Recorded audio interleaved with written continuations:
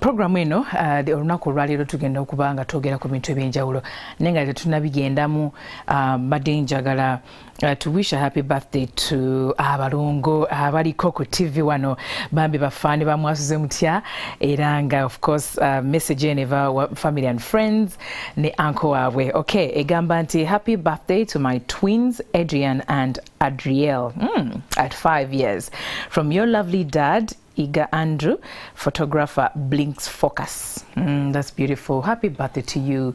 Amazing, amazing, beautiful twins. Message enough tubagala nnyo wano ku Mwasuze Mutya tubagaliza buwangazi bokka. Okay. Onaku lwaki tugenda kwogera ku cosmetic surgery. Yeah, tugenda okwogera ku ebintu ebyenjawulo abantu bye bakola okukyusa engeri gye batunulamu oba engeri gye balabikamu.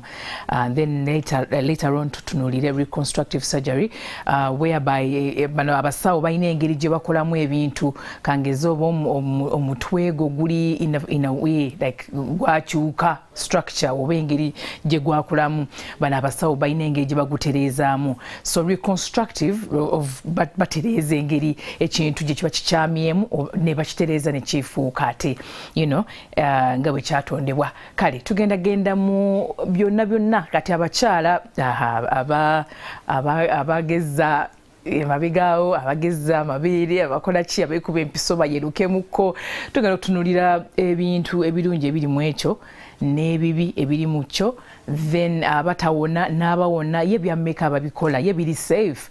Tugenda okutonera regulatory bodies abakwasaganya ebintu ebyo nga National Drug Authority, Ministry of Health bo bagamba ki ku nsonga ezo. Kale ndine Dr. Irene Asaba ava wali ku Mulago National Specialized Hospital era nga she's a plastic and reconstructive surgeon. Kale ndine paka saa 5 ez'okumakya. My name is Stella Nante. Mwasuze Mutya. Alright, ekitundu kyaffe ekisooka tugenda kuba tutunuulira cosmetics ebintu bino the things that enhance beauty. Okay, tugenda kutunuulira ebintu byebateeka mu nviiri ku skin ku mubiri wonna babikola batya biri safe oba nedda. Abasawo ababikolako wano mu Uganda mwe bali bangi bo nga bo bagamba ki ku ebyo ebintu ebyokwekyusa endabikayo. Yes, abantu bangi balanga nnyo tulina zi herbal tulina products ez'enjawulo naye nga ekikulu kya byonna nti bw'osalawo genda mu surgery ya cosmetic or making sure nti weewaawo weetegese the consequences ebigenda okuvaayo. So tuline Dr. Irene from Mulago era nga tugende ku mulamu ogwaleero naye nga tetunagendayo Dr. Surgeon. Dr. sooka otubulireko byokola ebisinga and where you're from and everything. Thank you so much, Stella.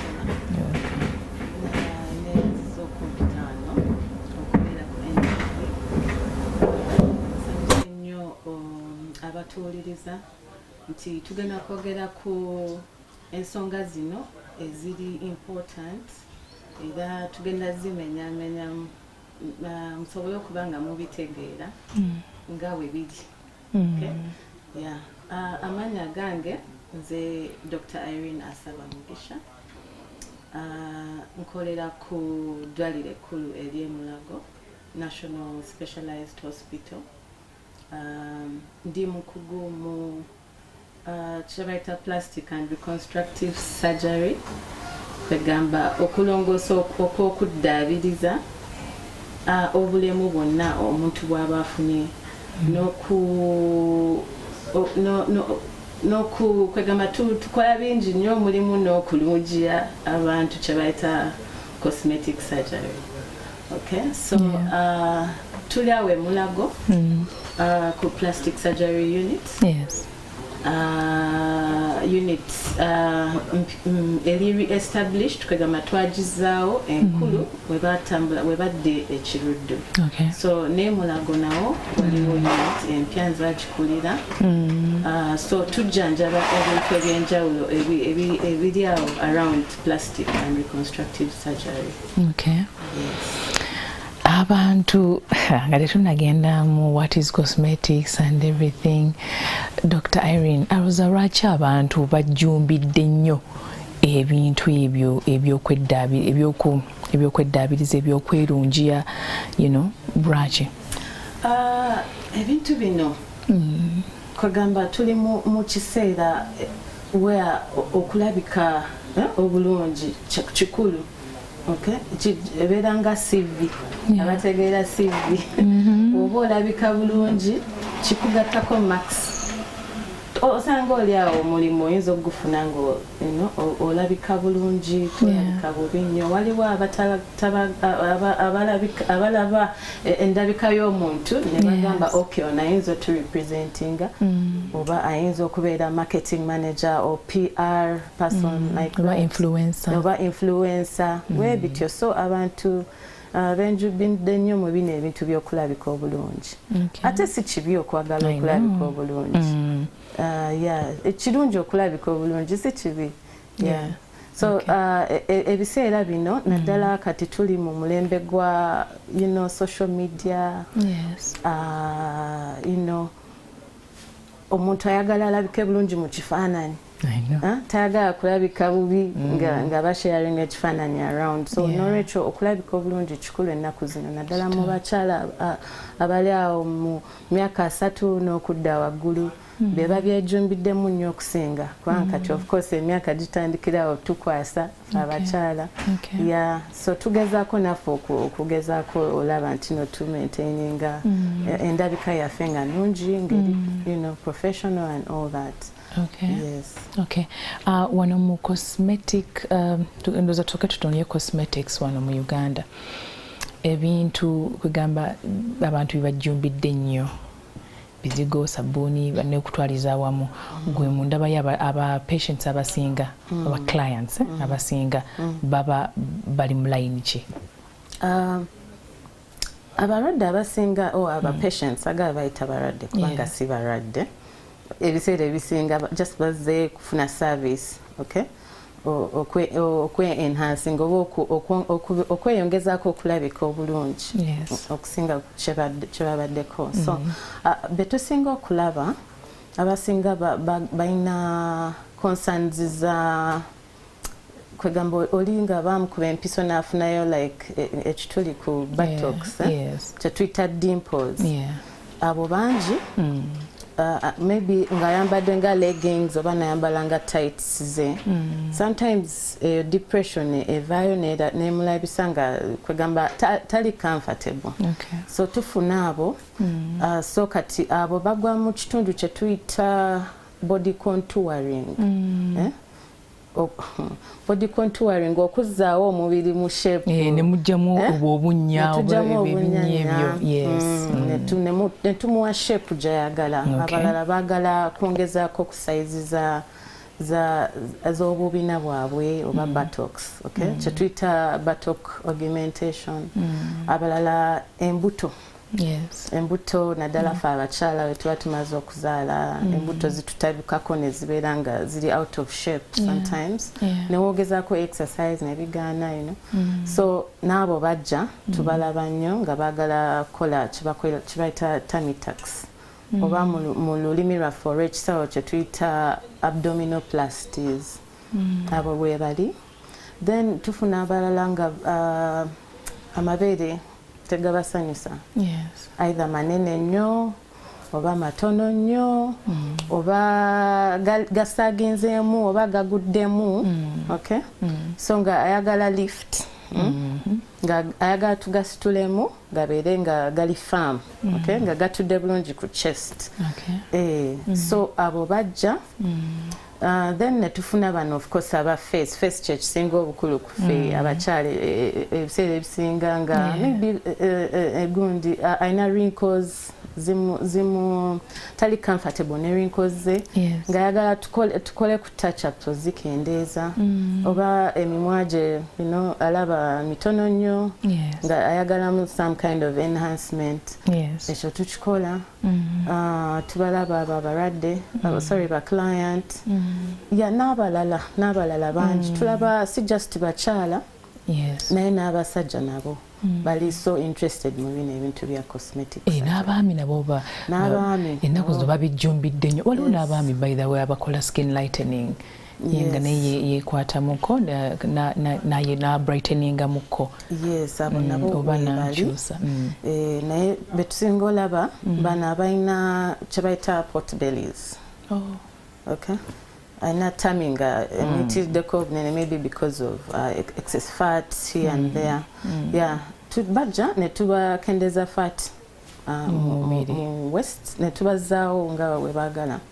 Yeah, so bewo ba clients betutera okulaba mostly abagala facial cosmetic surgery, abagala body contouring. Yeah. Okay. Era mwezo methods ezo different cosmetic surgeries handling ogenda kubanga otuwa details nga bwe mubikola and then n'okuwona okutwala banga ki mwali mufunyeyo cases nga surgery going wrong oba abantu nga bakola surgery ewantu ne going wrong and then ne bajewa mmwe mwabatereza mutya. So yes. That's an important question. So kengeze omuntu azze nga ayagala nga tamitak oba ayagala kendeza ku lubuto nga ayagala ekiwato kye tukizeewo bulungi. Kengeze abadde alina abaana bangi amaze okuzaala ali ready kati ali ready for this kind of surgery. So wajja we interact with them, twogera nabo ne tubabuuza lwaki then netubabuuza ku family size oba akyayagala ku having abaana abalala oba akyalina prospects oba talina prospects. Okay. Ng'amazeeyo so that kitwa idea okugenda nomanya nti this surgery is going to benefit her for a longer time. And if they have future earlier plans of having children, we usually tell them, you know what, ozale komaonga. Yeah, because pregnancy nga mbimanyi omuntu azimba everything stretches kwegamba ne reason for the surgery oba ogenda kuwonona by'otaddemu ssente, let's say. So netumanya nti nno okuzaala amaliriza oba alina future plans but not now. So then netubuuza about their health. Mulwadde wa pressure, mulwadde wa sukaali, bwe bityo alina conditions eziyinza omuziza okubeera okukola surgery eno. So ne batubuulira nti let's say ali okay, tweyongerayo ne tubuuza lifestyle behaviors, banywa kusigala, banywa omwenge, oba do they consume other medications or something like that, or narcotics, webityo. Ne tubabuuza ku ebyo kubanga tubibuuza nga twagala kumanya kiki mu mulwadde ono ekisobola omuziza okuwona amangu ng'afunye ki surgery eno ng'akoze procedure eno. So we're to establishing nti nono mulwadde client bane musonyiwe si balwadde. It's okay. Si balwadde. So ono client waffe ntino ali tumu clearance bino ebirala byonna ali fit. Then netugenda maaso ne tuba examininga full body examination. Tubakebera body weight ne tufuna BMI zaabwe. Wabeera weight yenge ina engeri weesukkamu ne tumuclassifyinga nga obese. Oyo kati abeera nga taqualifyinga kwegamba tumugamba taqualifyinga kati nga akyali obese. Kubanga balina obuzibu n'okuwona. Bafuna complications nyingi nnyo, ebiwundu tebiwona bulungi ne other risks which I'll talk about. So wabeera nga ali overweight or obese, we advise them on weight loss procedures. Tubakwasaganya ne ba nutritionists ne ba bariatric surgeons. Kati ba bariatric surgeons bebana abakola kwegamba ogenda ng'oli munene ne bakolako procedures ezigenda okuyamba okukendeza weight quite quick, not very fast but gradually, but in a safe way. They are also surgeons nabo bakugu naye bakola ebyo. tukolagana nabo so wamaliriza program ya weight loss either through exercise, through dieting, through surgery nebamala nga bakiridde weight kati ekiridde from obese nedda maybe overweight nebajja evaluating so wetubanga still tetuli comfortable netumugamba naye okyabulamuko continue with this treatment with these people, then we can review you. So once they come down to now to a safe weight of maybe overweight, then we can consider in certain situations whether taina other risks. Similar dewa high blood pressure, similar dewa ta smoking webityo. Netumaya netusalawo okay kati ono ali fit. So when they are fit, they come back. Na netubayisa through chebaita consenting process. Tujita informed consent kwegamba tukuyisaamu procedure yonna tugenda kola tutya bani abagenda ba teams abagenda okubeerawo nga tukolako risks kyeziriwo complications zonna netuzikuyisaamu n'otegeera bulungi kikyogenda okusayininga for kati woba obitegedde byonna Doctor, awo kati nga abitegedde tugenda kutandikira nga abitegedde bulungi but here the safe weight eri ki nkummwe nga mmwe. So the safe weight is the normal BMI is around body mass index to kwasaganya height ne weight y'omuntu. Okay. Yeah, then we look at them and then it gives us what they call a body mass index. So the normal is around 25. Okay. So yeah, omuntu nga weight eri within normal range, weight and height, okay, compared. So beyond that, we take into consideration someone who is slightly above that, where maybe in the overweight category, some of them. But when someone crosses to beyond 35, then they're in the obese category. Okay. Kati wano munoma weight omulabi waffe omulungi yandyagadde okutegeera nti bw'oba olina kilogram bweziti ng'oggyeko BMI kilogram bweziti oba osusseewo era kiyinza okutwalira longa okuwona. Kilogram anti kati kyovola tetukozesa kilograms zokka tukozesa ne height y'omuntu kubanga bikwataganira wamu kubanga I can have more weight than you, but if you're maybe taller or I'm shorter or something like that, it has an impact on the BMI. So tetugenda gamba nti no weba olina kilo weziti. Of course waliwo kilos nawe ng'olaba nti no zisusseemu nesse 10 n'okusukka waggulu. But then you can find that person is very tall so that their BMI comes down when you do the computation. So it is the BMI that we look at.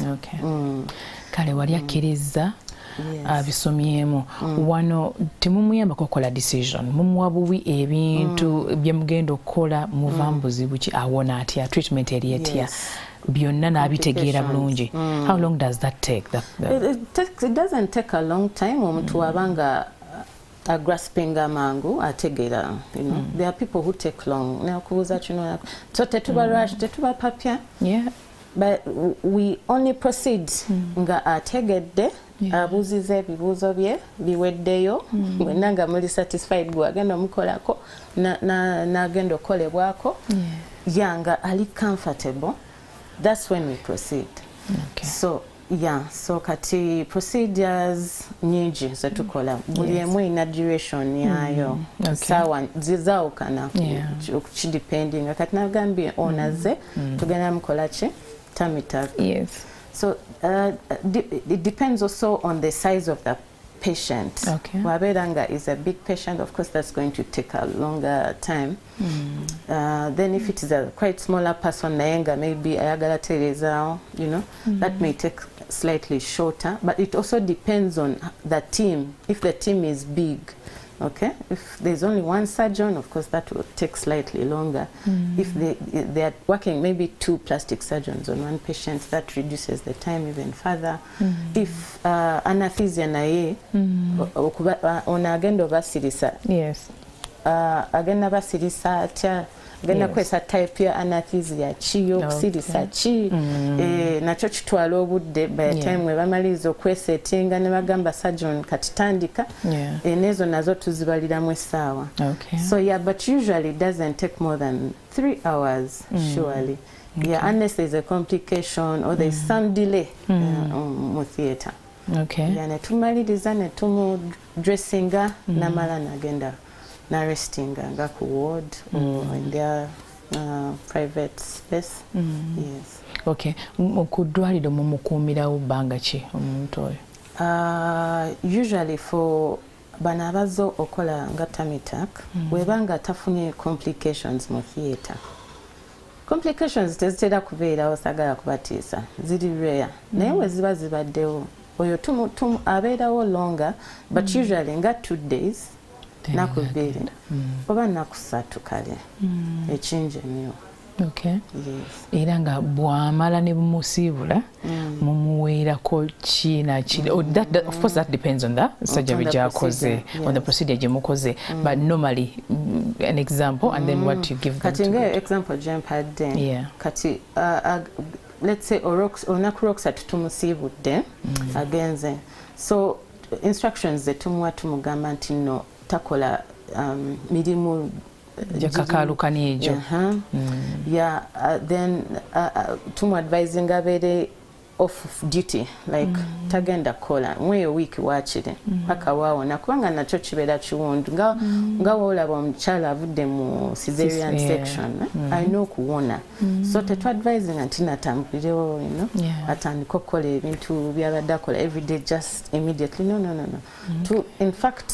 kibeera kirungi n'ofunanga leave ku mulimu wakiri nga 2 weeks and if you can get your 1 month leave so that you rest well recovering very well, that would be the best but at the best if you can get 2 weeks is good the first week ebeera critical kubanga kati ebintu bibeera bikyali fresh ekiwundu kiri fresh kigenda kiwona tubawa pain killers by the way tebabeera mu pain as such ne sometimes antibiotics okuziiza infection okugjawo so ne tubagamba bambale kyebayita waist trainer keeping everything intact and then omubiri nagwo guwoneremu eyo shape so kyobola tukita body contouring kwegamba eno waist trainer eno bw'agyambala nga mumaze omukolako procedure terinanga egyo ekosa kiwundu cause already kiri mu kuwona kibeerako dressing yakyo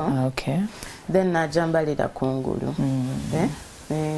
najambalira kungulu then najujak of course and they replace with a clean one like that Dr. Irene tuli naye onako lwaleero tumukwogera cosmetic surgery and reconstructive surgery ava wali emulago tuli mukwogera ku bintu ebyo naye tugenda kumulamu katono nnyo bwe tukoma tutunuulire the risks oba risks eziri mu ebyo then n'engeri gye bazihandlinga nangezo omwadde instructions naye ate natazigoberera what happens and how do you handle it kale katumulemu katono tuvaawo.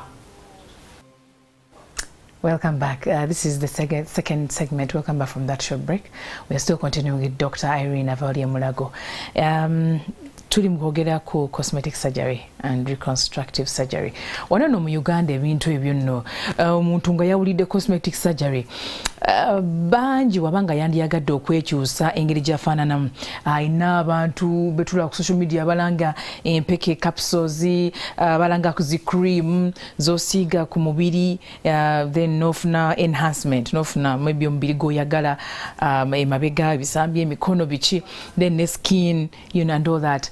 Lwaki abantu bettanidde nnyo ebyo mufo ky'okujja ate mu ddwaliro mwe ne mubikola medically ne mukolako surgery omuntu nateera abantu batya nnyo surgery oba baagala ekyangu n'ekiri cheap? Stella, thank you for that question. Kituufu abantu bagenda ne bakola ebyo nga w'obibuuzizza naye ndoza ensonga eri lwa butamanya nti zino services gye ziri actually mu ddwaliro kubanga bangi nnyo betusanze abajja mu ddwaliro nga baagala maybe cosmetic surgery nga batwebuuzaako kituufu actually mukola bino ebintu wano ne twewuunya nnyo but nze ndowooza butamanya na also ndowooza ebyeddwaliro balowooza oba biri too expensive so ndowooza mu budget yalaba nga wajjamu omwo also industry yaffe ndowooza right now teri very regulated nti buli omu eyeyagalidde kituufu yesanga ngaali out there in the marketplace nga marketinga products abantu babikiririzaamu bagenze ne babikola ne bavayo maybe ne complications naye teri amanya kigenda maaso eyo bwe baba tebaze mu ddwaliro maybe besanga mu ddwaliro ne complications naye nga kituufu bangi nnyo abeetanidde mu ebyo naye nga ekituufu mu byonna kyetaaga omuntu n'obeera n'ogenda ewali safe n'okola ekintu nga omanyi nti n'obulamu bwo buli mu mikono emituufu nga singa wabeerawo nga ekizibu kyonna ekibeerawo oba complication tibasobola okuyamba mu real time ne basaving obulamu bwo yes bangana abantu abasinga bali online actually kati batuma boda nekuleetera ebintu ebyo nomirempeke oluseeyo maaso nofuna complications naye nga ate tolina wakumujja and sometimes maybe ne numbers bagamba location unknown n'olusi tomanyi biki bye bakuwadde kyekirimu biki Yeah. So I think it's safer okujja mu ddwaliro n'okola procedures eziri safe. Netadde ekibuuzo waliko on Twitter nabagamba babuuza ebibuuzo ebyenjawulo naye abantu beewuunyiza okulaba nti bino ebintu actually bikolebwa mu Uganda like a real surgery. Celebrity Zari Hassan waliwo article gye bamwandikako nga of course bamukolako surgery ku magulu ne bajjamu excess fat ne baga shapinga bulungi n'olubuto open yakyogerako ne balukendeza ne bajjamu amasavu and all naye ate n'agamba nti abantu beegendereze nnyo ddala bannayuganda abakyala obutagenda mu cosmetic surgery baba nga tebali ready financially nti ebintu bibalako ssente ebyo ate ng'obeera ready n'okufacinga consequences maybe nga zizze maaso eyo. So yes kituufu cosmetic surgery engeri gyali surgery owa ogamba otya nti si nti no emergency mbu weetaaga omukola nti oba wafunye accident n'ogenda mu ddwaliro nga weetaaga obuyambi there and then no. Cosmetic surgery osooka kwetegeka omanyi kikyoyagala ate tali ntino atali cheap ekyo nja kibagamba naye ng'ate comparinga kubanga amanyi abantu bangi nnyo mu Uganda bangi nnyo ne ba clients baffe betulabye abamu atereka esente ze nasavinga n'agenda nga Turkey oba n'agenda Kenya n'agenda Brazil many of them because they tebamanyi tino tubikola wano Uganda wano but waliwo ne bali abalala nga oba alowooza bye tukola wano byo tebiri ku mutindo guli it's just a mentality that it is just a mentality. I can't do the surgery in Uganda. How that kind of thing. Because that is how they. I can do it. From Uganda, no. Okay, so yeah, so there are those who don't believe that we can do as well. Then there are those abaganda bambi nga tebamanyi nti nno ki zino services gye ziri malwaliro gaffe wano ate n'abakugu weebali then esente ogambye cost wogerageranya cost ya cosmetic surgery ya wano zetucharginga ne kengeze nga US surgery gye wandimazeko nga $2 that's 20,000. Yes. You can spend something like $6,000 here. Yes. and safely done, results nga zezimu, maybe even better or even better. Yes. I don't want to say better, well, maybe better. But anyway, when you're looking at the cost, kwanga ebitabo tusoma ebimu, we study the same kind of medicine with them. Yeah, but it would be cheaper for you to access this service here. Kwanga tota dem air ticket, tota dem lodging expenses wherever. Yes. Tota dem many other costs. Nga ojeko ezo 20,000 zenkubalidde. Yes. Is a surgery. So yinzo kugweranga mu dollar 30,000 emitwalo esatu n'okusukkawo. Yeah, ku surgery gye wandifunye wano.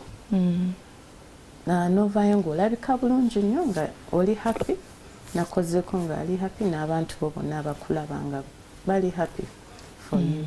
Yeah, so there's a cost implication, but it is not comparable to what is out there. Yes. Yeah, so ekirala abalwadde betufuna sometimes, some people have body image problems. Okay? Ogenda and kino tukyevaluating nga ze netulaba how is Stella, what are her expectations, are they realistic or they are unrealistic? Kati nosangayo linga really ana unrealistic expectations. Kati fe mu practice yaffe batugamba ogenda slow ku mulwadde ng'oyo topapa ku tuweeyo example kengeze you have very small breasts. Then no jango yagalangaza Pamela Anderson, let's say. Yes, ngatola nakula ajolaga. Ngatola ajolaga.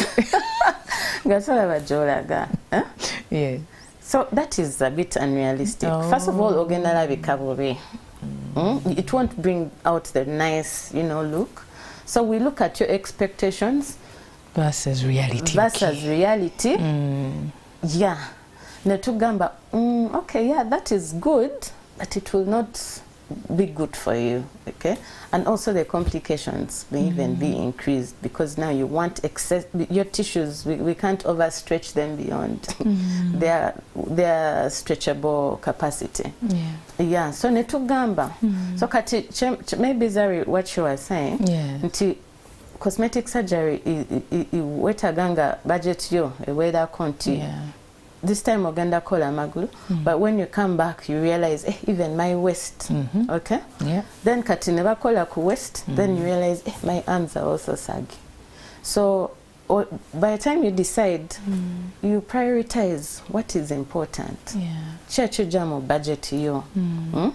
Olubuto lweluli problematic, chekisinga okubeza uncomfortable, then katu addressing ekyo ofune ekyoyagala, maybe you can live with the other things. Yeah, but ababaina expectations is really high.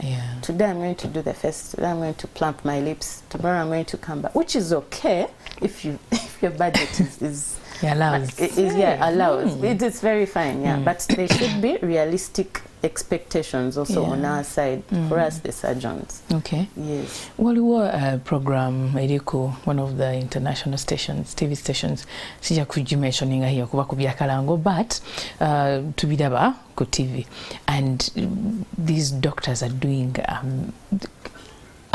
amazing things. Nebintu ebimu ebiri out of reality. Nti omuntu ayagala akawato nga katini nnyo inda tosooka kwata booti. Omuntu ng'omukwata booti. Oba the breasts nga bw'ogambye nga manene nnyo. Oba amagulu nga gali, then hips nga, you know. Naye ebintu bino ffe tubadde tumanyi nti weewaawo bikolebwa eri, naye ng'ogambye abasawo ba wano bakugu ekimala, musoma ebitabo byebimu n'abantu beeri, naye trust omuntu agijjawa?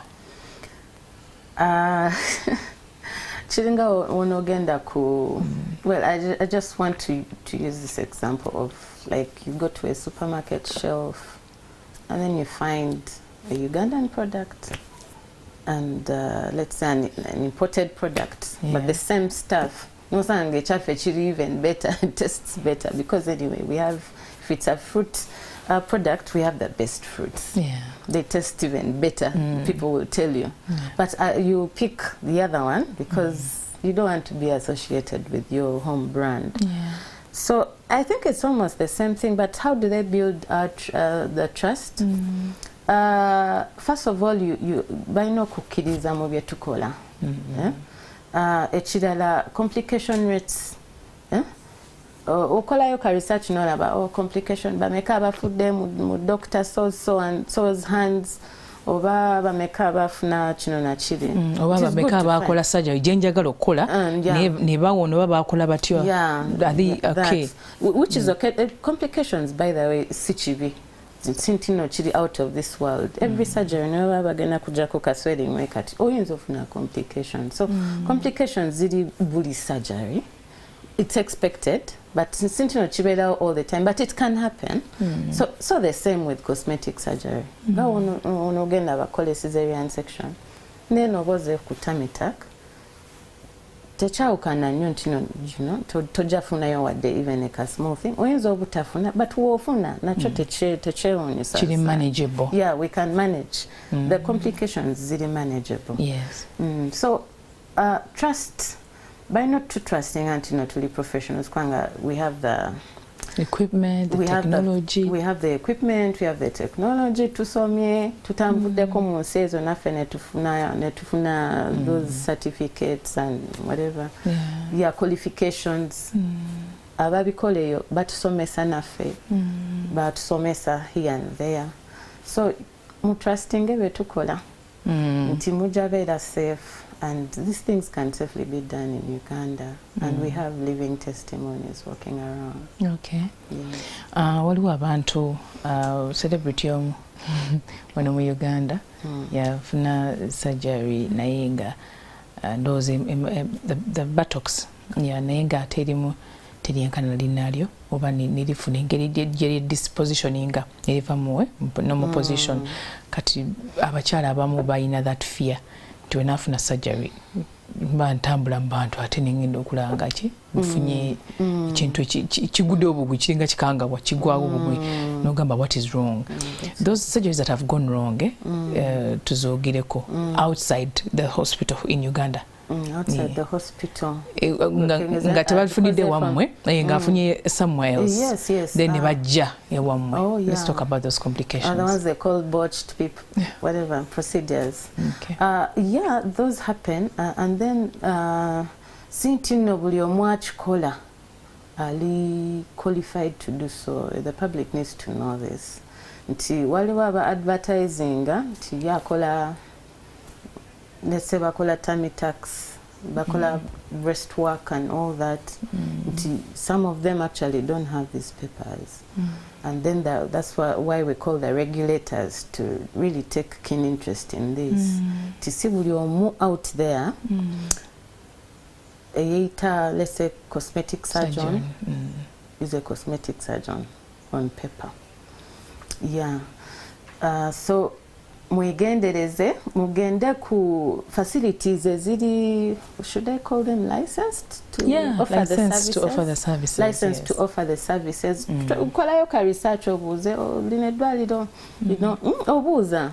Don't just temugwa mu bantu abagala okole sente just okuba, you know, they just want to exploit them and make a quick buck.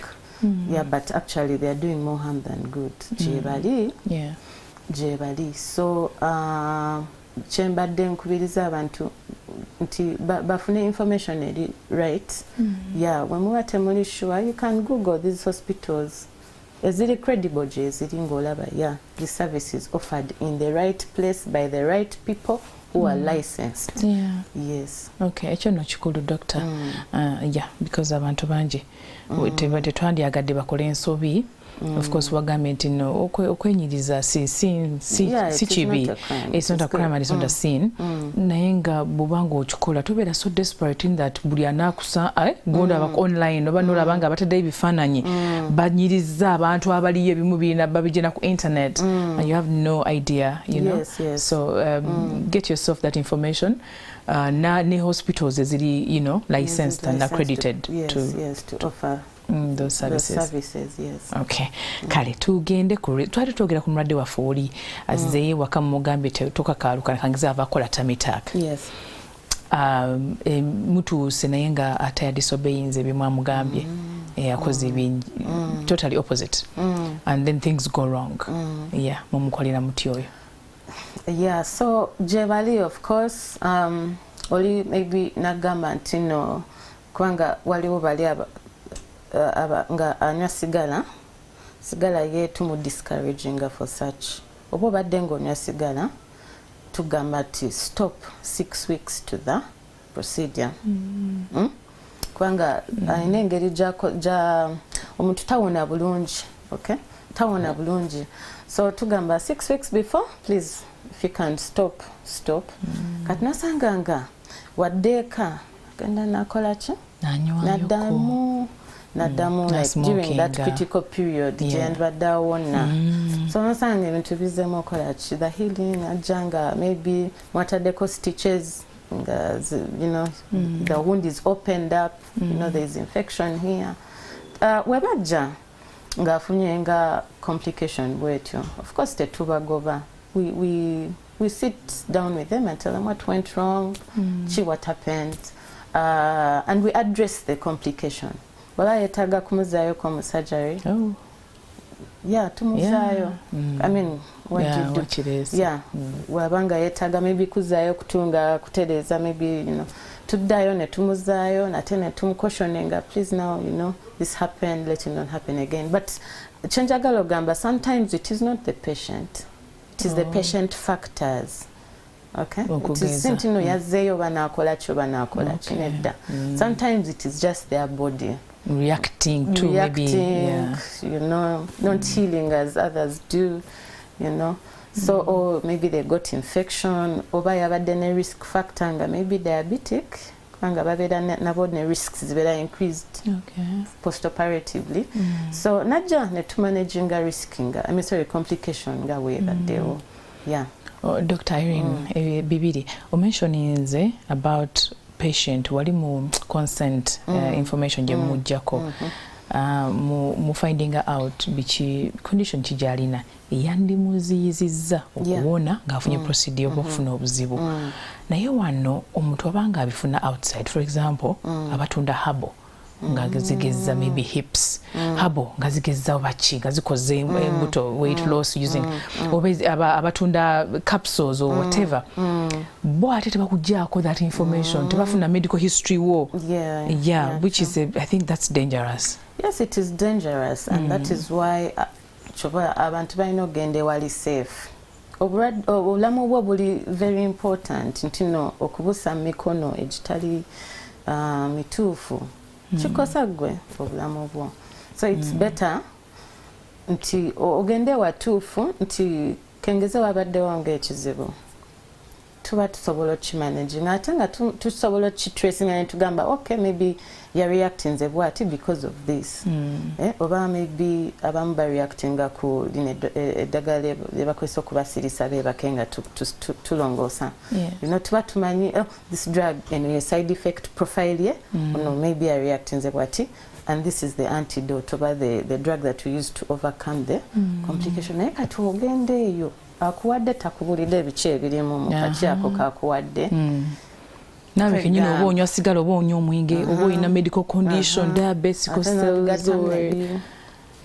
yeah it is not really safe okay it is not safe to get that kind of service where it is not safe out there. Yes. Okay. Banango Omulabe katusubire bantekayo ekibuuzo kyo ku social media. Tell us your concerns, your worries. Omusawo wali wano ajja kubanga kuyamba. She's here. Nga bwabagambi babisomera ddala tebakugu. So ask that question. Have you ever done a cosmetic surgery from somewhere and then it went wrong? Yeah. You tell us what went wrong and then doctor naye akubulire ekyokola at the particular moment oba byagala okukola nenga tomanyi wakulaga buzo omusawo no wano wali kale omusawo togere ku maintaining that beauty omuntu azze they've gotten a breast lift. It's called a breast lift and kati galabika bulungi and everything. How long is that? Does it go back netu wetawe emyezi nga jijo okuzukuka nga gali eri kutaka? Yes, that's an important question, but it depends also on the procedure. So for example, ngenda kudda ku the breasts. Yes. So for example, for the facial rejuvenation, when our clients are very interested mu face kulabika youthful. Odebuto ya tukoleka touch up odebuto waliwo treatments nga zo zilastinga a certain period. Okay, so waliwo ze tuyitanga fillers. They are injectable treatments. Tutekamu little injections. There are different spots in your face. Okay. So nosanga eddagala eryo duration yalyo eringa 6 months. Eddala ne bagamba 12 months, depending kuli wali tugenda kuteekamu. Okay. So so that is the so wetaga okudda and then we do a touch up, what they call them touch up, one a refill or something like that. Wotakomawo tewali nti nno oba ogenda kulabika. Is in the aging process fastened, accelerated? No, yes. It is not. It is not. I don't feel about it substance. It is. It is not. Which call anti-aging products. At where you aging, ne young woman. Accelerated. Yes. No, no. What happens is what it did runs out. No vedanga we wajja before. It's not like okay, so those treatments improve with time period. Okay, but then waliwo is improving for like a permanent job, like you a permanent procedure. Let's say for example they call a facelift. Facelift is a surgical procedure to color some cuts which are conceal the scars, but we tighten your face surgically, netuska skin, you know, never need this firm look on your face. So which call it in Uganda here? Yes. Okay. So that is surgical. So after that surgery, no, you don't stop aging. By the way, aging is a natural process. Yeah. We just slow it down. Slow it down. So techigama ntino togenda kubeera emyaka tegigenda kubeera ne effect kugwe. No, you will. Yeah, but if you just improve, we improve appearance. Yeah, and these days ekiriwo people are moving away from those very drastic procedures of day no faana bulala. Namanya nti no, okay, Stella had the procedure. So ekiriwo kati we are moving to natural looking appearances. Like, yes, I went for the touch up, but I still have my natural look. Nchala bikanga looking out of this world. Okay. Mwali mfunyeka abantu nga baagala ku looking at different surgical procedure kati nganze wano wendi anja afaana n'obaani some other lady. Another person. Personally, I haven't had that client yet, but I feel like Jevali. Okay. Kwanga abasinga bajja n'ebifaananyi. Njagala kino. Kati, yeah, I want these kinds of breasts. Oh, I want this kind of look on my face. Or I want this kinds of hips. Or, yeah. Kati awo ne mutuula ne musaba mugamba this is achievable. This is not. Until you get even ground and like, okay, doctor, I can have this. You know, or you tell them, yes, it can be achieved, but not in one step. It will be like a gradual thing. If we do it now, like overly do it, you won't look good, and you know, it may even have complications. For example, olyagalanga buttock augmentation oba ayagala tugeza kabina. We do it by using their own body fat. Okay. So tugendanga ku lubuto ne tujayo amasavusavu. Oba eno, you know, anywhere where we can get fat. Yeah. Ne tugiteeka mu areas we bagala tuongezeeko. Oba mu hips, oba the posterior projection of the buttock. Depending chichayagala. Okay. Yeah, so wajanga atayagala too much, amasavu ge gayinza obutamala to even give her that desired look. So what you give us is what we also use. Okay. Yeah. Malanga we badenge no kujichuza kyange kiddako nti at some point omuntu ono wajjanga ali mutono nnyo waliwo abantu tabalina amasavu mangi mubiri ninga ataina ayagala the buttock enhancement nga ate kiyitawo musobola okujja ku mulala ne mumuteekamu. No, we don't do that. Katono. Don't do that. We don't do that. Let's take a short break. Please send your questions. We are here with Dr. Irene. She's a plastic and reconstructive surgeon. Yes. Tugenda kumulamu katono nnyo tukomao. All right, welcome back. It's the third segment. Now, for those of you abali ku TV right now, abali ku social media, YouTube and Facebook Live, please send in your questions, okay, about anything that you would want to know. So, bintu byayogeddeko ndowooza namwe bibeewuunyisizza nti bakola cosmetic surgery wano mu Uganda, bakola reconstructive surgery ne tugenda jogera ku maaso awo. Nti waliwo deformity, which is deformity, yes, waliwo deformity, and wegala kukyusa engeri ekintu kyakulamu ku mubiri gwo balina engeri gye bakikyusaamu wano mu Uganda. Abasawo bakugu balina tekinologiya mu bujjanjabi ne procedures ze bakola. So mwewale nnyo obuntu bufunda babita bufunda gyogende eyo mukoona eyo n'osanga abasawo nga mbadde na uniform nno ne bagamba ffe tukola bwe tutugeza wano tugeza hips tukola bwe tuti tukulongoosa kala tukuza buto naye nga ate munange tebali license tebalina register siba kugu mu eyo area tubegendereze nnyo because obulamu kyekisinga. Yes. Musawo tugire ku wali tumaliriza ndowooza bano abakyala bano abalina okubanga they are very very informed, bafuna information ey'enjawulo ne bagamba nti kati nkoze decision wano wengenda okulaba nti nfuna obujjanjabi. Yes, kikulu nnyo ekyo. Ekikulu nnyo nga asazeewo seeking our treatment. Yes. Rather than kikulu nnyo kubanga kati omanya nti obulamu bwo ogenda buteeka mu mikono giri professional. Okay, ate bano abantu ba professional kagamba bali trained okumanaginga buli kimu, whether complications or not complications, okuyisa mu surgery eyo nga obadde ogyagala. Ate ngamba surgery naye ebimu si byakulongoosa, tulina tekinologiya nga tetwetaaga kusalasala nnyo, just to take out small little cuts n'ofuna kyoyagala. Less invasive, what they call less invasive surgery. We don't overcut here and there. Naye ng'ofunye kikyoyagala. Ebyo nabyo gye biri. Okugeza less invasive is done where? In which part of area? Oyina amasavu mangi mu lubuto ng'oyagala tugakendeeze. Nabadde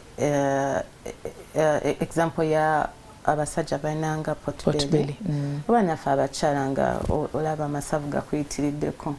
So tugasikamu naye nga tetukoze obanga wonoolaba netusala nga tusaze wanene oba kinala tuskate banene terabika na kulabika. Tukola bu little cuts where gundi ebyuma byaffe bisobola oyita netusikamu novayo kwegamba nga oli satisfied with the look naye nga ate tetukukoseza tetusaze. Yes.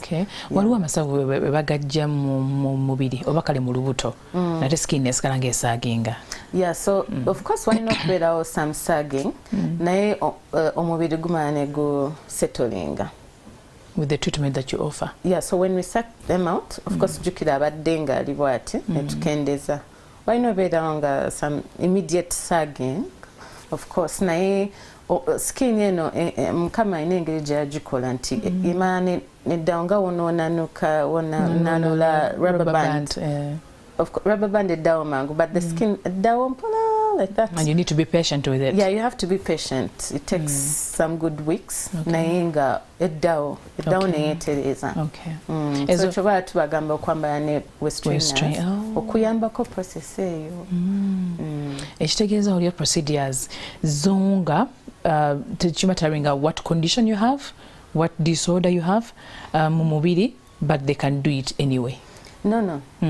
It is important for us to know what you have. Ebirala byonna by'olwadde kirungi n'otubuulira. Yeah, medical history never you finding out. Nga we nagambye nti no tewali surgery eri too small, tewali surgery nti oba eri too big. Byonna bisobola complicating.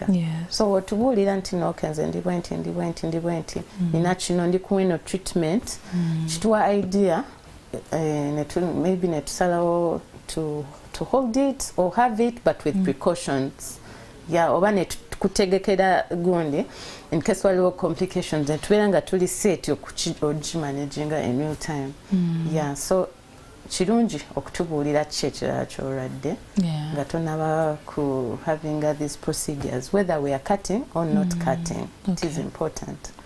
Yes. Togere kubaako sorry, you told me you're going to talk about it, breast lifting and all. Does it get to a time negaddayo? Oh yes, yeah. So wajja ng'oyagala kibayita breast lift oba okusitula amabeere gabadde gali gaguddemu naye ng'oyagala tugakole ki gafaminge. Yeah. So tukikola naye tukikola mu ngeri, that's why you see this they need to access professionals kubanga tuwogwa kwoli ng'alowooza asobola okukikola. Waliwo ebintu bye tutunuulira nga tukola surgery eyo ebiziiza recurrence oba dino ebbeere okuddamu okola ki okugwa. So to taking care of those more things during the surgery to prevent amabeere ago okuddamu okola ki okusaagenga. So kiyinza obeerawo naye nga tekiri nnyo overt that so pronounced that mbu gajja kuddayo eri no. Yeah, so when we lift we also reduce. Most of the time there are some farming procedures where they don't reduce, but most of the time we lift but also reduce the glandular tissue, the tissue within the breast, so that ekyo kyogambye nti no ayinza ozuuka nasanga gazeeyo nenga tekibeera already twa reducing nze. To reducing ate ne to farming.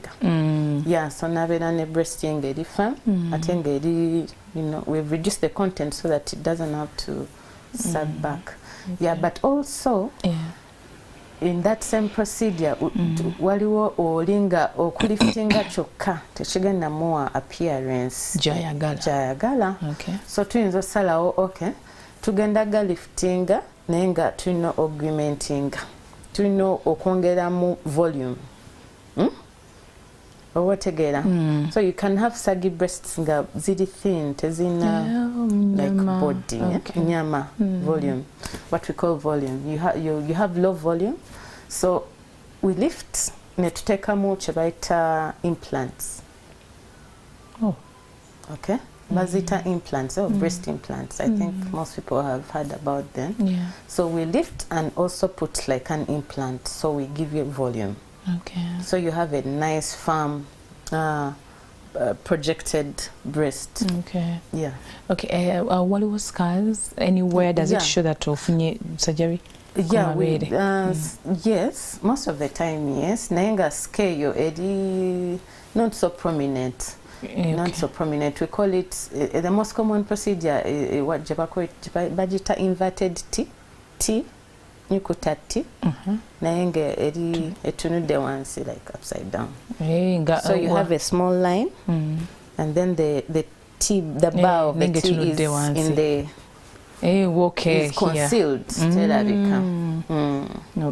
So if someone sees, they just see a small line coming from the nipple going to the crease, but the real scar, the bigger scar of it is concealed under. Naye awo tukubuuza oba oforminga skin B. Kubanga it is common with black skin, us black skinned people, unlike the white people. For us to ina skin abamu kufe to forminga skin B. Scar, is it very pronounced over? Sometimes they even form these like keloids. You know? So we ask you about that history.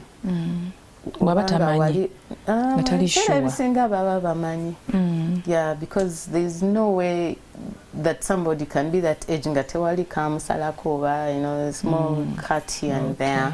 Or at least we ask in your family, do you see them? So if you tell me, oh, my sister forms bad scars, oh, I become very alert. I'm like, huh? You're likely to also have it. But if you do, that doesn't mean that you can't have the surgery. Okay. But we can prevent the bad scar. Yeah, we treat the scar right from the end of the surgery to, yeah. Olabanga C-section, the surgery does it look like that? Yeah, sometimes no C-section, the scar is not as pronounced. Yeah, but that is because when it is not pronounced, that means you're not prone to having bad scars. But when you're prone, because it is in your DNA, it's your body, that is how it heals. It heals by forming bad scars. You're most likely able to form bad scars. So we ask you in the informed consent procedure I told you about, we tell you there are scars that can form badly. So we ask you, are you the kind who forms, or in your family do you have this problem? So they tell us. So when they tell us, we tell them it is expected, but we will prevent it with some treatments. Okay. Yeah. Abaami abonsaba tubakwateko. Abaami. Yes. Abaami ugambye most cases bajanga bagala bafuna ka potbelly ako, and I think that potbelly comes nabo nga bagenda ba aging. I realized it comes somehow ne reducing amagundi ago amasavu or whatever is in there. Yes. So some of them actually come nga bagala okukendeza fat because of our unhealthy lifestyle, of course, beer, you know, all these meats that we consume in our free time. With time, the fat builds up, and then najanga tayagala fat yo. Yeah. So we do what they call liposuction. We suck out those fat, but you have to be a candidate who is fit for it also.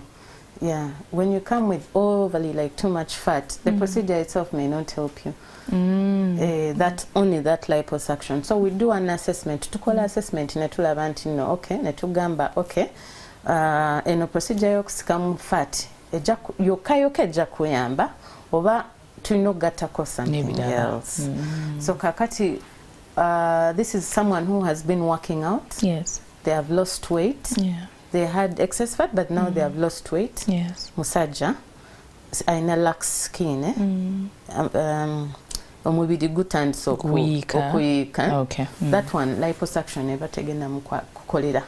So tumugamba akole ki tummy tuck. So the tummy tuck ekendeza excess skin, excess laxity. So we cut off the extra tissue. Nobeera ne, you know, a firm look around the waist. Yeah. Okay. Togere first tujja kuddayo, of course, you know, different parts of the body and all that. But it's about togere the mental after surgery. Before mwafunye consent ye your client and everything, and they signed and all that. Now after they've seen the results, but at some point waliwo abantu bagamba, I don't know, why did I do this or something. They go through a mental breakdown, or they want to do it but they don't have money. I don't know, different things, different scenarios.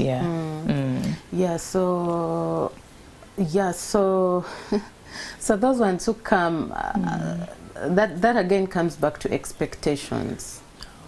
Okay, so if you come and your expectations are very high, our work as professionals, we try to bring you down. Not that we are discouraging you. No. We are just telling you, okay, this is what can realistically be achieved. Kino kyosobola okufuna kati. Maybe later nga tukomyewo tuyinza okuddamu maybe stage 2 or phase 2 ne twongerako we twakoma. So that waba avuddeyo mu surgery tavaayo with that kind of those feelings, tali satisfied, alaba bye bamukoze, you know, that is not what they wanted. I told you some of them come with pictures. Exactly. Ekifaananyi kya Rihanna naye nga sikyalaba. Yes. You get so it's so we manage the expectations. That is part of the informed consent process. We take time. We take time because we take time kubanga these things attract even litigation. What's that? Oli ayinza okuba nga tali satisfied n'agamba nti no this is what you told me kati this is what I have nkutwala mu court. But the result is tumuyisizaamu kye tategedde temuli ku same page. Someone rushed through, you know. And that is why they need to go to professional surgeons. Kwa kati professional ajja kuyisaamu. They take their time. We don't rush. Yes, you want the thing, but we need to go step by step. So when we are ready, we go for it. But when I see no, you're not mentally ready for the procedure, I don't rush you. Yes. No, that's good. That's good. Okay. Tina, let me just read one. Of course, the comments that are coming in are like they're enjoying the show. Thank you so much, Doctor. We have Sheila Senga, amen. Okay, Sheila Senga, amen. Okay. Adabuza, in case she has in Musao, we manga nino mukolo gwamangu kangeze mbaga, oba okwanjura, oba anything that needs me to reduce my body or to work on my body. What advice would you give me? Okay. Depending on mukolo guli yoddi. If it is the Rongencha, I was sipanyo. Nembanga mukola nnyo. Nembanga tukola nnyo. We can do makeup things for you. We can do tattoos and everything. Maybe eyebrows and what. But these are the surgical procedures. Nenda mkwano. To no planning before. Let's say omukolo gwo guli mu December this year. You should have planned at least 3 months prior. Even 3 months is short, but at least a year you need to plan. If you're the bride, what if there are complications? I know. No missing embagayo. So Sylvia, we plan with you early. But for like Bineria face is fine because we can do touch-ups. You want full lips, we can give it to you. Oh. Yeah, you have you need some wrinkles to be taken care of. Those are procedures which give most of the time a quicker. But of course not to dengue and chaneta. But at least within a week or something. Yeah, within the month. Yeah, you can get an acceptable appearance. Yeah, for facial rejuvenation. Okay. But if you want augmented hips, 1 week but what we also, there are other procedures where to take when kugambye implants for the breast. There are also implants for the buttock area. Okay. Hips. And for men, for hips. And for men, we also do cuff augmentation. And also six-pack augmentation. It is not very common here, but it can be done. Wow. Yes. So we from a pot belly to a 6-pack. Fat belly. Yes, of course we first have to suck out the fat first. But someone who wants like a 6-pack impression, we can do it with your own fat. Okay. Or we can put prosthesis there or implants. Oh, to make the implants are much quicker, even for the breasts. It is a quicker, but of course, see they don't gain charm. But at least within 2 months, even for the breasts, you can have your breast implants. We do a small cut, introduce it, get your shape that you want. Within 2 weeks, 3 weeks, you're up and running. Wow. Yes. Today, the breast lift, very augmentation. Yes, the things that we've seen, the procedures that we've seen that have gone wrong, given the breast, or something. ebyo ebintu ebyo musawo mubirabako eyo of course gye musomera ne research baba mukola, what do you think goes wrong? Nga wenkugambye, number one, it is who did it. It is your body type. There are so many factors. The skill set of it has to be someone who is a professional and who has done co. Because you know, some has some good experience there. Also the body type, osango muntungo mubiri nagambye risk factors tuzifuna ezo risk factors ntumanya nti nona ona mango ona ezo funa obuzibu buki. Then also care post-op. Oli mwa instructions kola boti naddayo eka nakola birala. They come back nga bayina, for example, the implants nga implant eri exposed. By exposed meaning that wetwatunga wali open and the implant is exposed, we just have to remove it. Because then, to soka jam, to clearing any potential infection. Then later, we ask them to come back for the procedure. It is rare, but it can happen. Okay, depending on your different circumstances. Yeah, different circumstances. Okay. It can happen. Yeah, so nazo zina risks ezo implants nga nkugambye. They have their own set of risks. Yeah, but omrade tumuyitiramu namanya, and then they accept or not. Okay.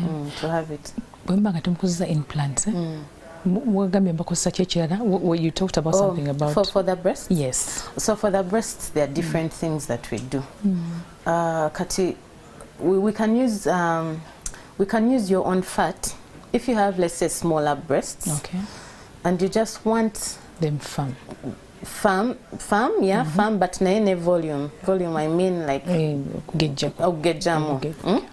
Tuyinza okwesa fat wo. Tumuja somewhere, and then we. Yeah, but some are not candidates. Kwanga kati wojanga amabere go gali somehow gali sagi. Okay. We cannot just use your fat. Kwanga kati bigena fana na bulazi bigena fana bulala. Okay. You'll be full but still gali. So oyotabera candidate. And the candidate abera I small breast nenga ziri sort of firm and they are projecting. Okay. So we augment with fat. Okuongeza amne fat nega nafunachi nayongera mfamu. Then okay. If not fat, some fillers, they are fillers. Bazita fillers. Waliwe dagala balita fillers. They take nedi kuwa gundi volume. Okay. Also implants but also katinae ono tabera cosmetic tuja kuchisanga mu reconstructive ku murade abadde ne cancer. Let's say ku one side ne bamulongose bere maybe ne bajjako oba ne bajjamu ebyomunda ne bamulekera skin. Yeah, but well bajjeko we use their very own tissues. Tufuna tissue ne tujanga ku mugongo there's a way we manipulate that tissue to come to the front, and then it sits there. Wow. And then we give it time to take, and then later we reconstruct like the nipple. Separate katyo bambi tajantino yeyagalidde no they need it. So we don't call it cosmetic. Okay. As much as it's on breastwork. Yeah, nabo webali. Okay. What do you think in your view? Okay, openly. What do you think is the safest procedure when it comes to that? To the breast? Yes, using your own The fat? safest, of course, is using your own tissues. If you can have enough tissue to give you what you want, that's the best. Kwanga tosobola kureactinga ku tissue yo. Yeah. Okay. Yeah, but if I get something else from out there, it's a foreign thing. It is foreign, so the body so it reacts for some people. Okay. Yeah, for implants we don't get much of those reactions. Kwanga, there's a way, okay, it is there but slight, so the body holds it off somehow. But while complications nazezi kwatagana ku that kind of reaction. For some people, using people's fat, using the implants. Okay. Okay. Kale omulabe waffe katusubire kyakifunye bulungi nnyo. Dr. mbadde nsaba tuwogere ku reconstructive surgery. Eyo mu ntandikwa batugambye What is reconstructive surgery? Yeah, kakati okwawukana ku cosmetic. Reconstructive olyajja ne wakiyiso otya deformity. Obulemu. Kengeze byanjawulo. Kengeze oli abadde ne accident. Emotoka emukonye. Omubiri negu bajjukako. Part, you know. So tugezako so reconstructive surgery agezako okuzaawo okwefaananyirizaamu nga omuntu abadde before. Tugezako okuddabiriza ne tugezako okuzaawo nga Mukama we yakitonda. But of course it's 100%. Yeah. But inevitably we have to do it where there is a need. Yeah. Okay. What is it involved? So what is involved in that? What is involved? Kati reconstructive surgery is very broad. Very big. Types of reconstructive surgeries? The types of reconstructive surgeries are also different, depending on which region of the body. Okay. Kati ojasanga it's from head to toe. Even cosmetic surgery is from head to toe, but from head to toe, obulemu bwonna obuva okuva ku mutwe ne tukirira ku chest, ku mikono, ne tudda ku lubuto, like that, the pelvic area, n'amagulu, like that. Okay. So reconstructive surgery n'amaaso, n'amatu. So oja kusanga nga ebika biri different. Oja sanga oli nga bamuyita breast reconstructive surgeon. Okay. Oli bamuyita hand surgeon, reconstructive surgeon. Reconstructive hand surgeon or hand plastic surgeon, whatever. Nga yakuguka professional plastic naye nayongerako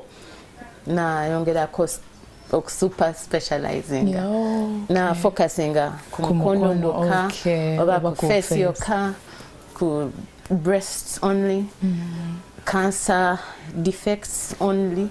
So that is how we do it. So naye ebyo tusinga okukolako mu reconstructive, there are cancers. Oli alina cancer ne tujjako ekizimba, kati ekizimba ekyo oba okiggyeko, of course wagenda beerawo ki a wound or a defect oba something is missing and you need to fix it back. Okay. So we do that for those cancer things. Okay. Then waliwo baby abana abazalibwa nga balina deformities, obulemu ku face, owulira about cleft lip and palate babies. Okay. Bazalibwa nga omumwa guliko like a hole and the palate has a hole or the nose has a, you know, something like that. Okay. So those ones who are born with abana baby bazalidwa with obulemu ku face, ku mikono, ku their feet.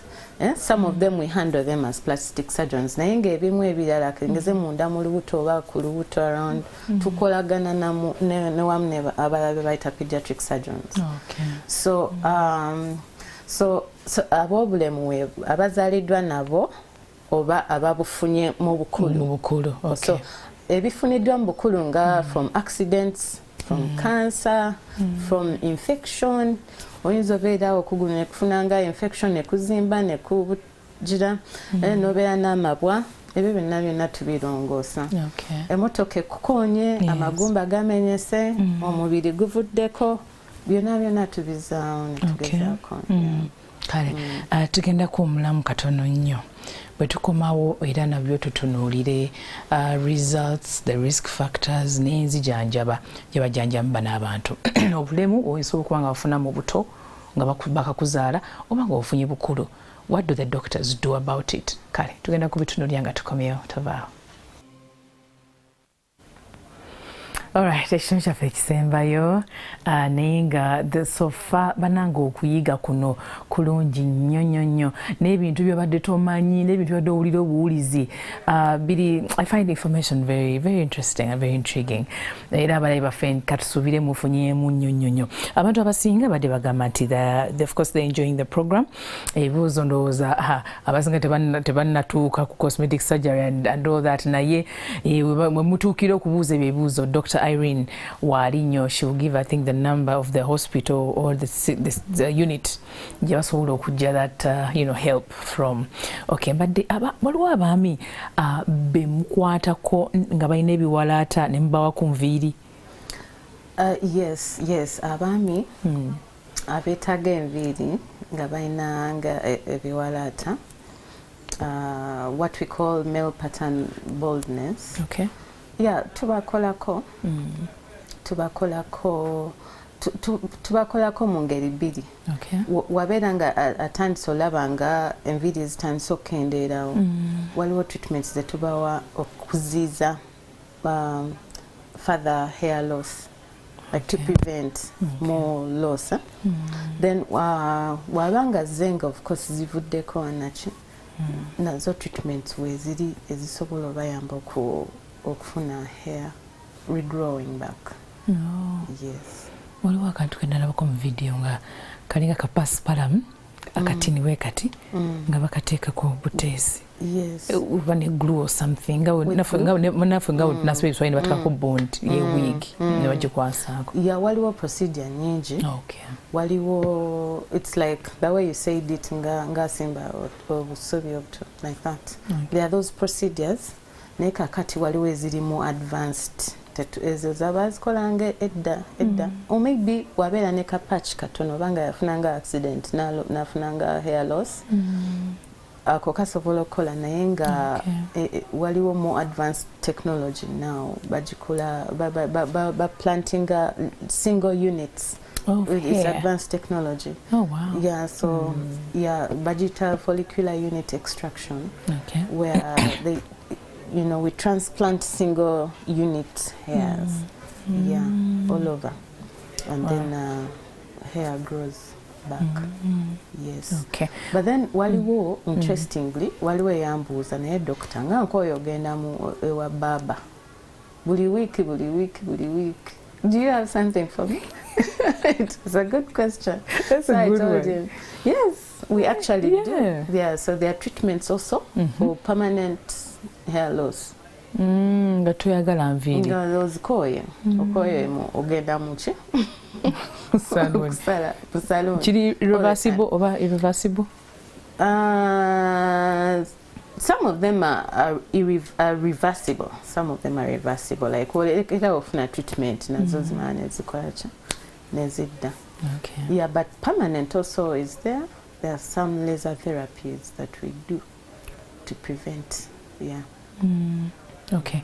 What else do we need to know about reconstructive surgery that is different from cosmetic surgery in terms of maybe treatment or a real procedure? So reconstructive surgery, like I said, is different from cosmetic because omuradde jango yetaaga obuyambi. Like they have no option but to receive that treatment. Okay. Whereas cosmetic, you have a choice. You have a choice. You can have it. No, you don't have. And if you don't have it, like it is not life-threatening. Yeah, but reconstructive is saying that they are life-threatening, and actually their life depends on the procedure. So we do it. Or they get, some people get devastating injuries nga wobato mukozeeko. Some of them even end up mentally sick nga tasobola kubeerawo n'ekyo ekizibu kyalina nga ku face oba wa. Yeah, so yenjawulo eriwo. So reconstructive tukola ebintu bingi nnyo. Bingi byawukana depending on what the problem is. Okay. So to replacing tissues that are lost. For example, onubuse ovudde mu accident no bakwita kunubuka maybe is mild, I don't know, but losing a lot of skin egumba terirabika naye nga ennyama kali eringa ewatiddwako, big wound. Tukuzaako sometimes tukozesa what they call skin grafts. Zeziriwezo kati skin graft tufuna olususu kugwe anywhere, like for example most of the time ku kisambi reason that omuntu aba ayambadde all the time, so wali sort of hidden enkovu obeera ogibise mu ngoye, so netujjako just ka top layer ne machines zaffe netujjako just nga ka sheet ka skin netugenda netubika wali ewandibadde tewawona wokka, netuyambawo okuwona kati wano wetujja skin wawona wokka nga wonoolaba maybe omuntu ayidde amaze nga tegwokya nnyo just nga waawona nafaana n'omubiri neguddawo, so within 2 weeks kuba guzzeewo. So abasinga babitya kubanga bamanyi lwaki ompeera ekiwundu ate wano nawo nyina ekiwundu kati so tubanyonyola ne tubagamba nti nedda eno skin eno gye tujje wano eyamba wali awali obubi ate naye kati wano wo wajja kukola ki wagenda kuwona mu nnaku ntono nnyo omubiri omupya guguddewo. So weba si skin graft tukola kye bayita flaps. So kati ono twamuteekako skin graft yajja n'ekiwundu yali alumiddwa omusota. So was it I don't remember the kind of snake, but he was factory bana bakola mbikajjo webityo. Omusota negumuluma nafuna omubiri neguba bubi naluzinga skin ekinaki, so netumuzaawo naki na skin graft eyo yona skin graft skin ye kati namba neetereera ngamba wetwajja nga olaba kale mulimu era gundi kati nga woolabaawo yalinga wayiseewo nga weeks nga 6 after surgery. That's actually good. So nga kati akomyewo mu clinic omulaba twamusiibula naye akomyewo for review. So whatever yali afaanana I think it was a month or within 6 weeks. So agenda afaanana better, wagenda walabika better. Kati awo oyo kati tumaze omulongoosa ku mutwe ndowooza alina ekizimba simanyi oba ekizimba ekyo basobola okitufunira ne bakiteekako naye nga ekizimba kyali kinene nnyo ku mutwe tukijjako ne tumuzaawo. Kati oyo story yoyo omuvubuka eri interesting kubanga yali nga early 20s naye nga ayagala to marry naye ng'ekyali kimuganya okola ki was that big swelling on his head. So when we operated him, he was extremely excited. I'm so happy for him as well. I saw him smiling for the first time. You know, he came in, he was smiling and happy. That's when we got the story. You know this young man here? He had prospects of getting married. That low self-esteem. Low self-esteem, and of course he was it was a big swelling on his head. So he was extremely overjoyed after the surgery, and I think right now, I don't know, I've not followed up, but I suspect he must I have a feeling the wife is even pregnant. Yes. Indeed. That's a long, more than a year. I think they even have a baby or something. The twins. But it's a good thing that you doctors are changing lives, and you're doing it in a very safe environment and as a very safe ways. So we thank God for that. Can you share any other successful story in reconstructive surgery? Successful story. You know, as surgeons, we are visual, we explain with pictures. So kati oluusi si kyangu nnyo okwe-explainingira. Naye nga one of the success stories we worked on was a lady who was involved in the twin bomb blast eyaliwo sometime back here in Kampala. The terrorist attack that happened. Remember at CPS? Yes. And another on Parliamentary Avenue there. She was one of those She was victims. one of the pictures trending on social media, bleeding, you know. Oh, she came her face nearly messed up. She had losses kuchi, kamaso. In fact, she lost one of the eye was, you know, she lost it in that blast. The fragments hit her and shattered her bones and everything. Okay. Yeah, but we worked on her. Is it? Yes. She's the one? That one, yeah. Wow. But now, this is like 2 months down the road. She was a lot of work. But we worked on her and restored her to an acceptable. Most people were thinking, even herself, she was wondering, oh wow, how, you know. Yeah, but that is one of the success stories we had. On top of there are many others. Yeah, but that's many others. It's touching. It's touching. So she got an eye, a prosthetic eye. Yes. Probably, if I get the pictures in future, I will share.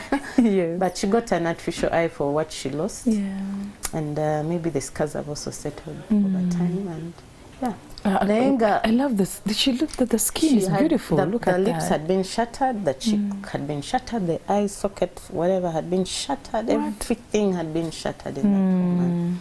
Watu weyajjao wakirikwawo tetunaba kugira naye nga ebifaananyi ebyo byesittaza naye nga twagezaako omukolako omukyalo and she left and she was very satisfied. Wow. I'm happy for her as well. Yeah. Very, very happy, and thanks for the thanks for the good work. Okay, Musawo, you know, some of them, most of them muzawe subi mu bantu bano baradda bamu naddala reconstructive surgery eyo nga omutalina choice but to get the surgery okuzzaawo tissue n'emibiri body parts ezikyuse. Does it affect you somehow? How do you deal with it every day? Newezzaamu amaanyi and all. Yeah, it's a very common question. People ask me all the time how I deal with. I don't know how I do, but I think it's just God's grace. He gives you grace to handle that kind of setting. Yeah, Nayenga, I think the biggest driving factor or motivating factor is that this person needs help. You need to help them. You have to forget about your other things of how will I, you know, this thing, how is it affecting me? And then for me, what drives me really is the satisfaction I get when they are better. So it makes me forget all these other things of the disturbing images that you have seen there. Okay. Mu budakiika obusigaddeyo mbanisa batwogerako skin lightening. Abaami nabo bakikola? Is it for both men and women? Abaami ennaku zino batabusi bateekamuko ka brightening. Like I said, okwagala okulabika obulungi, it is not bad. N'abasajja, but for the men I would advise not to overdo it again. Yeah, but also ekiriwo saawa zino, there are so many people doing those treatments. Yeah, that's what I understood about.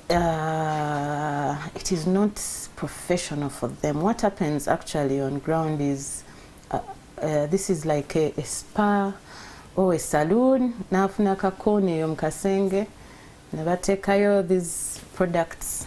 Some of them are vitamin therapies or glutathione and all these things. Twagala okulabika obulungi banaye abakyala naye mwegendereze kubanga you can never know, because the person administering this thing is a nurse. Sometimes they get these abana bali ku street banoonya mirimu namunoonya namuteeka waawo namutraining lunaku 2-3 namugamba okola bwoti ne bwoti. No, actually some of them don't even go through training because how can someone who hasn't undergone training can't train you? Yeah. So if you're the boss to this nurse, what are you going to train them? Nothing. So the only skill they need from these nurses to be able to apply the cannula. Okay? So this is somebody who has not studied drug side effects. They are not pharmacologists, they are not pharmacists, they are not nothing like that. So kati nga kengeze wabaddewo ng'ekizibu mu karuumu ako oba omuntu omutima ne gulekerawo okukuba okola otya? Kubanga bakutaddemu bingi nnyo more than what your body can take. Bannange tukubiriza abantu mwegendereze. Ekirala ezo drugs ezo temumanyi bazijewa. Some of them are imported from Thailand, is it where? China? Most of them. We don't know their contents. Ebimu actually they are repurposed drugs. Glutathione is a drug that manages a certain condition for the liver. Wow. But because it has that, they call it an added, it's supposed to be a side effect, but we take advantage of it, or kweruka. So that we look brighter and everything. But the purpose of that drug actually, the intended purpose for it is not that. Yeah, but so we don't know if you can end up overloading already what you have in the body. So in a problem, why should they give it to you? System your liver getting is fine. overwhelmed. So they can overwhelm your system. So it's really risky business. And I think the public needs to know that some of these places are not safe. It is better you go to a safe place. At least in a safe place where you know, okay, nganetazenga first aid. Njifunirawo mu bwangu ate nga abakugu be bakoze eki sikyogera mutima mubi kulemesa abantu business zaabwe naye nga safety first. Your life comes first. Okay. Your life comes first. It is good to place your life in safe hands. Okay. Yes. Thank you, Doctor. Thank you so much. We've had such an amazing episode and we've learned a lot. Nze bannange ebintu ebyokuyiga birungi nnyo nnyo n'ofuna information gye weetaaga munnange and most of the time obutamanya ate nabwo butukozesa ensobi ne tugwa ku bantu abakyamu twagala okulabika obulungi ng'omusawo waagambye si musango abaami n'abakyala n'ate mune twegendereze. Yes, waliwo amalwaliro wano mu Uganda. Dr. Irene ava wali in Mulago National Specialized Hospital. Awo wava bwe babikolera byonna procedures zonna bazikola. Ofunye accident wazaliwa n'obulemu oyagala kwekolako cosmetic surgery yonna they can do it here in Uganda. Wewala osobola okusanga those services? Services basobola zifuna in this reputable. There are quite a number of private facilities also that offer them. Okay. They only need to call and find out if they offer. Okay. Yeah. Doctor. But also maybe before we conclude, yes, please. We have a plastic surgery association, a Gataba plastic surgeons. So muyinza tuchekingako ku site yaffe. Nemanya nti no ono kwali ku list y'abaki y'abasurgeons abakugu. Okay. Associations name membership is very clear. So that temugwa mu mikono michamu. Okay. Yes. Bajita plastics. The Plastic Reconstructive and Aesthetic Surgeons Society, Uganda. Okay. Enamba isimu so jituwa just ndazabalibera bagisabye nene ngamba omusawo. Okay, njaba wesimu eli 0773 063 804. Mu Luganda noti musanvu satu noti mukaaga satu munana noti nya. Okay. Eline ku WhatsApp. Okay. For any inquiries, please reach out to Dr. Irene, whatever the queries are. She will be able to help in one or another. Thank you so much, Dr. Irene. Plastic and reconstructive surgeon. Webale kusoma bintu ebyo, webale tuweza kitibo. Webale emirimu gye mukola abasawo, mwena mu ggwanga Uganda, ne wabweru wa Uganda. Tubatumiddeko mwabakyusa obulamu bw'abantu ne mbadize essuubi. Tubagala nnyo bannange, tusingana olunaku olw'enkya. Bye bye.